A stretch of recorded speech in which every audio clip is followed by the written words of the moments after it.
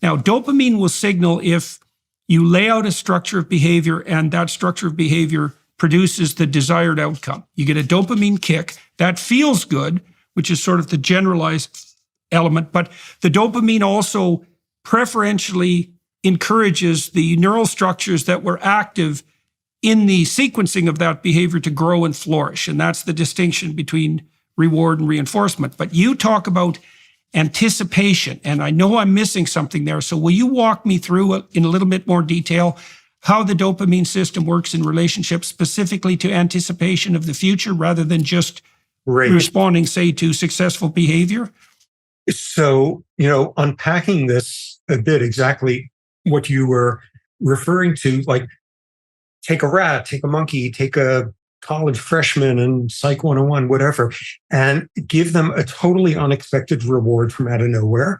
And you can show that there's activation of dopaminergic reward pathways in the limbic system.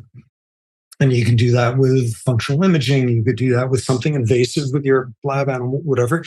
Okay, dopamine's about reward. It's completely about reward. Give somebody cocaine and they will release more dopamine than any vertebrate in all of history has ever been able to do. And yeah, it's about reward until you then get a little bit more subtle with your paradigm.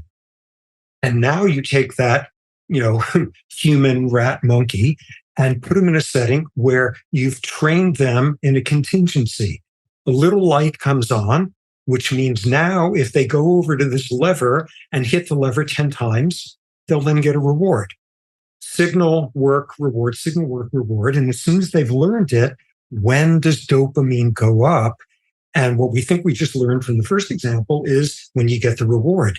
Not at all.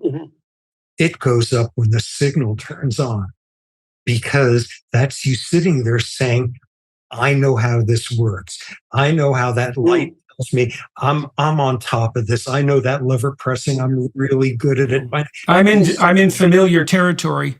Exactly. And I have agency, and this is going to be great.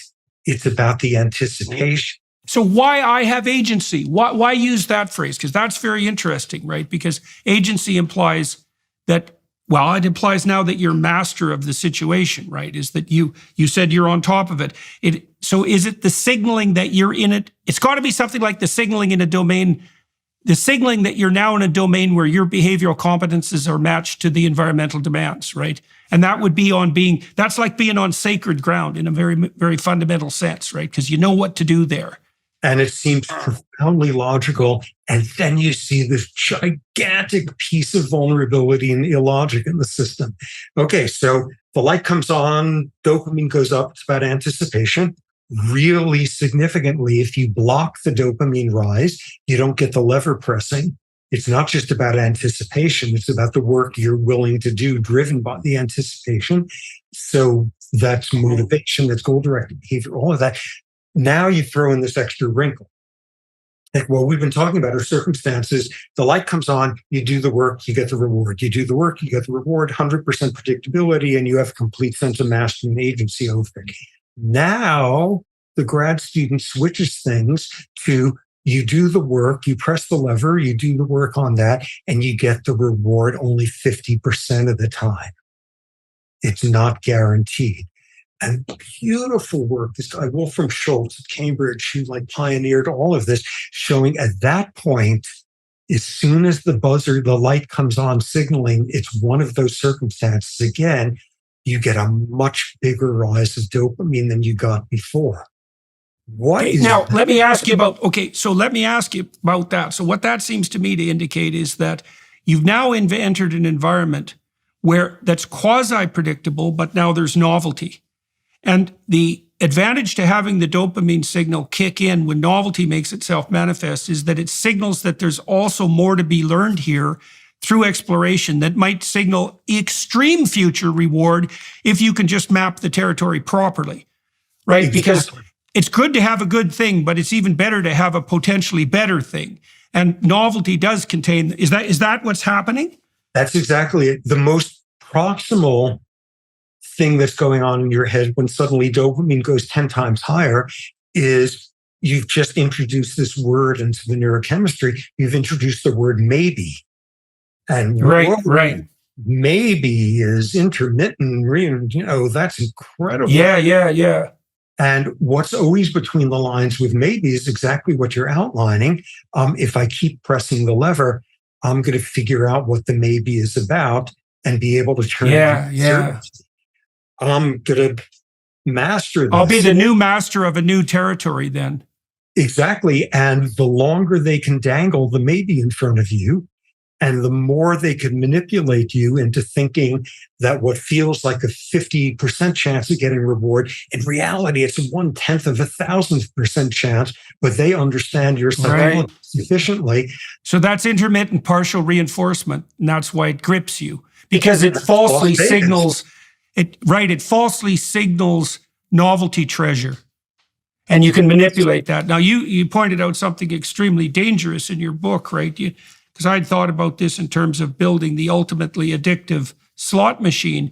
You showed that if you're playing a slot machine and the tumblers almost line up 2 out of 3 or 4 out of 5, then you're much more likely to get a dopamine kick. So you could imagine a digital slot machine where you have multiple tumblers, where you code it to the player so that the machine knows that it's the same player playing, and that the proportion of almost lined up tumblers increases with gameplay.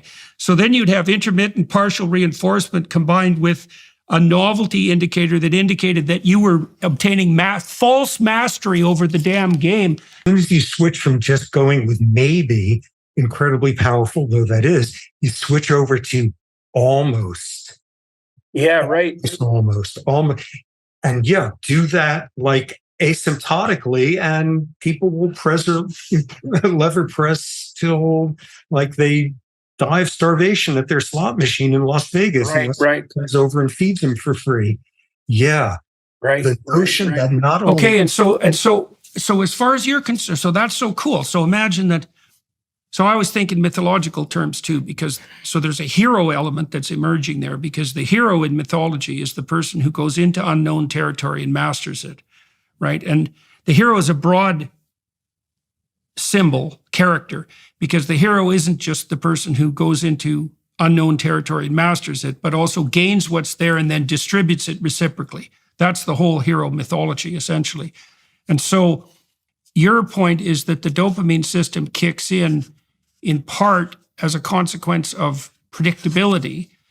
So that shows that you know what you're doing when you're in a place that's going to give you reward. So you're in a garden that's fruitful, but it's even better if there's an intermittent element of the reinforcement, because it shows you that there's fruit there that you have left to discover. And if you go down that pathway, you're going to be hyper motivated to go down that pathway. So you want to be in a garden.